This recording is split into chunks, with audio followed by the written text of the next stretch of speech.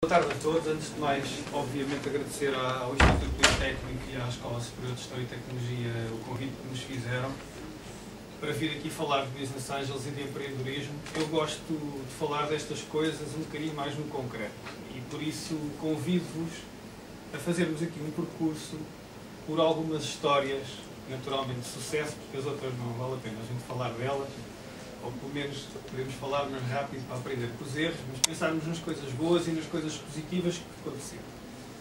E dizia que vos convidava a fazermos aqui um percurso, primeiro, por um conjunto de casos de sucesso internacionais, muitos que vocês conhecem, depois passamos para outros casos que já temos em Portugal que também correram bem, e finalmente terminamos falando um bocadinho da nossa experiência do Clube de Santarém, para verem que também em Santarém já começámos a trabalhar e já temos algumas histórias engraçadas para vos contar. São histórias, mas são histórias verídicas, não são aquelas histórias do livrinho, está bem? O Larry Page e o Sergey Brin, há uns anos atrás, em 96, é uma história que todos conhecida, decidiram aproveitar a tese de doutoramento que eles tinham na universidade e lançaram-se num projeto, e a pergunta que eu tinha para fazer era quem é que já tinha ouvido falar destes senhores. E o que estes senhores fizeram foi, em 98, numa garagem na Califórnia, lançaram-se a fazer o Google. E, portanto, toda a gente sabe o que é o Google. Inicialmente, o problema que existia era que não tínhamos motores de busca na internet. Hoje temos muitos. Este, talvez, o mais famoso, pelo menos o mais valioso. E eles aproveitaram, dizia eu, a tese de doutoramento que fizeram na universidade e avançaram com o projeto deles.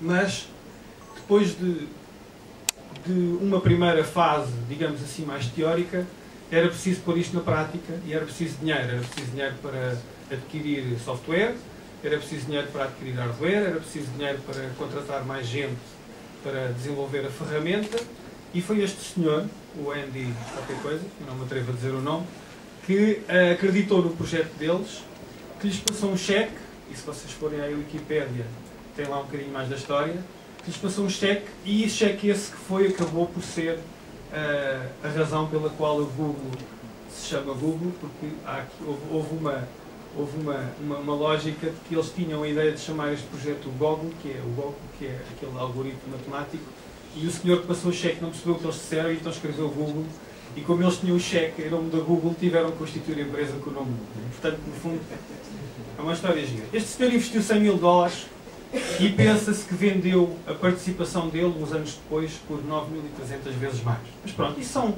histórias mais ou menos conhecidas, internacionais.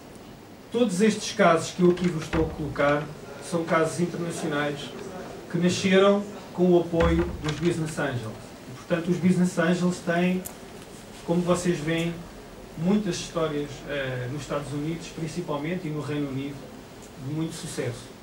Há ali uns 2 ou 3 números que dá para terem uma ideia, que a realidade americana, em 2007, é o último ano que nós temos dados seguros, os Business Angels investiram mais de 26 mil milhões de euros em projetos de novas ideias ou de novos negócios, muitos deles saídos das universidades. 2 semanas atrás eu estive com a minha colega Alexandra Lopes de Sousa no Congresso Europeu dos Business Angels na Polónia, em Varsóvia, e estava lá um americano que contou uma história. É a única história má que eu trago, não gosto de trazer histórias más, esta é a única, mas não é má, é para rir. E ele contou uma pequena história, estava a fazer uma intervenção, a passar um testemunho, e ele, a certa altura, no meio do testemunho dele, disse assim, agarrou numa folhinha de papel e disse: eu, em todas as minhas intervenções, ando sempre comigo no dia-a-dia com esta folhinha de papel. E aquela folhinha de papel era um e-mail. E ele contou a história do e-mail. O e-mail era o e-mail que ele recebeu há uns 5 anos atrás de um ex-diretor de marketing. Voltamos ao marketing, hein? Fiz bem a lição. Um ex-diretor de marketing que trabalhou numa empresa dele, que tinha saído 2 anos antes porque tinha tido uma oportunidade de carreira em Chicago, salvo erro, e foi-se embora, mas ficaram com uma excelente relação. E esse ex-diretor de marketing enviou-lhe um e-mail em que lhe apresentava um projeto, dizia que tinha conhecido uns rapazes, que tinham uma ideia muito gira, que já tinham começado, mas que se tinha acabado o dinheiro e precisavam de mais 10 mil dólares para continuar a desenvolver o projeto, e com esses 10 mil dólares eles ficavam com 20% da empresa. A empresa era esta. E vocês sabem o que é que ele respondeu? Ele respondeu ao ex-diretor de marketing: ok, keep me informed. Ou seja, não agarrou nesta oportunidade. Passou-lhe debaixo do nariz. 3 anos depois, os 10 mil dólares valiam mais de 3 bilhões de dólares. Ora então, muito obrigado pela atenção. Vamos então, nestes breves minutos que tenho, falar-nos transmitir alguma informação e responder a todas as questões que pretendam. Se quiserem deixar as questões para o fim, estejam à vontade. Se quiserem interromper e ir colocando à medida que eu vou falando, tenho muito gosto. Há um aspecto que é importante dizer: o microcrédito, nós não estamos habituados a esta filosofia, mas o microcrédito assenta no pilar social do banco e é o único departamento que foi criado, concebido, para não dar lucros. Portanto, não é um departamento que dê lucros, antes pelo contrário, temos bastante prejuízo com este departamento, ainda não atingimos o zero. O importante aqui é ajudarmos todas as pessoas que querem criar o seu negócio, que são empreendedores, que têm uma ideia de negócio, mas não têm qualquer capacidade de endividamento. Quando nós vamos a um balcão pedir dinheiro, aquilo que é analisado, os colegas do balcão não estão preocupados se nós vamos comprar o carro, abrir um negócio ou fazer umas férias. Eles analisam a capacidade de endividamento, estudam a nossa capacidade para saber se nós temos possibilidade para, em determinado dia do mês, fazer face a mais uma prestação. No microcrédito, nós não estudamos a capacidade de endividamento das pessoas porque elas não têm, é zero. Portanto, aquilo que nós avaliamos é a viabilidade do negócio. É isso que nós estudamos, é a viabilidade do negócio. As ideias têm que ser trazidas pelos empreendedores. Nós não temos um dossiê com ideias em que os empreendedores chegam lá e vão passando as folhas e escolhendo um negócio que se adapta à medida deles. Não, eles têm que trazer uma ideia de negócio. E depois nós ajudamos a desenvolver. É fundamental eles preencherem, como aqui já foi referido anteriormente, é fundamental preencherem um plano de negócios. Não é nada transcendente, é algo até bastante simples, mas é fundamental que eles preencham. Porque quando uma pessoa quer abrir um negócio, se não está muito familiarizada com o negócio, a única coisa que se preocupa é na renda, é com o valor da renda. Então, se a renda custa 250 euros por mês, ok, se eu vender o meu produto de valor de 250 euros, estou safo. Já só tenho que preocupar com o mês seguinte. Não é verdade. O plano de negócios leva o empreendedor a tomar consciência de uma série de pequenos, grandes pormenores. Contabilista, gás, eletricidade, segurança social, enfim, tudo o que tenha a ver com os negócios, que sempre diferem uns para os outros. E tem que ser preenchido pelo próprio, não faz sentido encomendar terceiros. Nós ficamos muito chocados quando vêm ter connosco com planos de negócios que foram feitos por terceiros e que tiveram um preço, pagaram um determinado valor pelo próprio plano. Valor esse que certamente lhes faz alguma diferença na economia, no seu orçamento familiar, não faz qualquer sentido. Preenchem os nossos formulários, que depois, traduzido para computador, obviamente é que ele traduz um plano de negócios, mas que nós ajudamos. Não preenchemos por eles, mas que ajudamos. O tempo que leva, há pouco também ouvi falar nos tempos de análise de processos. Isso depende de instituição para instituição. Nós somos uma instituição bancária, com esta rede autónoma que funciona desde 2005. Portanto, tudo é analisado dentro de casa, o que torna mais rápido o processo. Portanto, temos gestores de projeto que analisam os projetos, que visitam os espaços antes de ser financiados e que depois fazem a própria análise e aprovação. A aprovação é também feita não só pelo Departamento de Microcrédito, mas também pela Direção de Crédito do banco. Isso poderá levar 2, 3 semanas, depende. Desde a partir do momento em que eles nos entregam toda a documentação, poderá ser 2 ou 3 semanas. Agora, quem estiver interessado em fazer alguma pergunta, tanto ao Dr. Pedro, da Business Angel, ou à Dra. Maria, estejam à vontade. Significa que o Business Angel, este de Santarém e os outros também, pratica uma política de assinarem acordos de confidencialidade com as ideias que estão apresentadas? A exemplo dos Estados Unidos.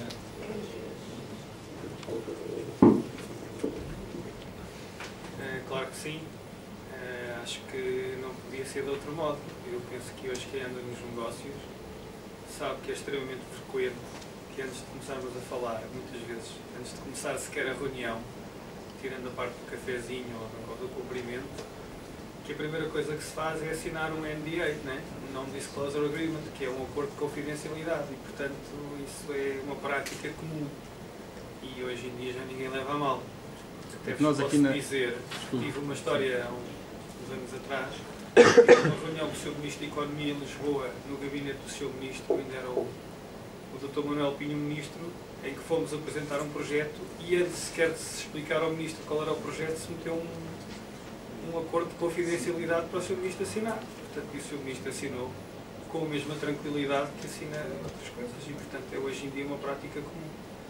Agora, a questão da ideia ser copiada, bem, é assim, nós temos a nossa vida, os Business Angels têm os seus negócios, têm as suas atividades. E, portanto, o que nós precisamos não é de ideias, o que nós precisamos é de gente que queira levar por diante ideias. E, portanto, nós não temos tempo, não é a nossa vida, não é a nossa vocação liderar os projetos, nem roubar ideias. A nossa vocação, aquilo que nós procuramos fazer é ajudar as pessoas que têm disponibilidade, que dominam a matéria e que tiveram uma ideia a pô-la em prática, para todos ganharmos. Portanto, não temos interesse absolutamente nenhum em roubar ideias. Depois não fazemos nada com ela. Nós não percebemos muitas das matérias que nos estão a explicar. Nós temos muito mais que fazer do que ir agora lançarmos como pequenino negócio. E a doutora também certamente partilha da opinião, também lhe aparecem lá ideias e ela não está a pensar despedir-se do banco para roubar um negócio às pessoas. Agora, mas há muita gente que tem esse agora, obviamente que a questão é pertinente e vocês têm que perceber uma coisa. As ideias não as podemos pôr dentro de uma caixinha, escondê-las e estar à espera que aquilo corra tudo bem, que a gente sejamos os primeiros a mandá-la para o mercado e vai ser no Facebook número 2. Eu vou-vos contar uma história muito rápida. Eu pessoalmente neste momento estou a investir numa app para o iPhone e para o iPad. E a semana passada apanhámos um susto enorme porque esta aplicação vai ficar disponível na App Store no dia 4 de junho, estamos pouquíssimos dias dela ficar disponível, e apareceu um artigo no jornal a dizer que esta ideia tinha acabado de ser lançada. Ou seja, nós íamos morrer na praia 15 dias antes de nós estarmos a lançar a nossa ideia na App Store. Alguém tinha tido aquela ideia e anunciou no jornal e anunciou que ela ia ficar disponível no dia 11 de junho. Ainda hoje nós não sabemos, logo dia 11 de junho já vamos saber, ainda hoje nós não sabemos se efetivamente a nossa ideia é parecida, não é parecida, se o que é que tem uma, qual é a melhor. E portanto, eu costumo achar, obviamente que temos que trabalhar com gente de quem confiamos, tem que se estabelecer um clima de confiança com os Business Angels ou com a banca. A doutora, desculpe lá, não fixei o seu nome, mas Maria do Carmo, certamente que nas análises que faz do microcrédito, eu diria que é quase 95% de confiança e 5% de risco.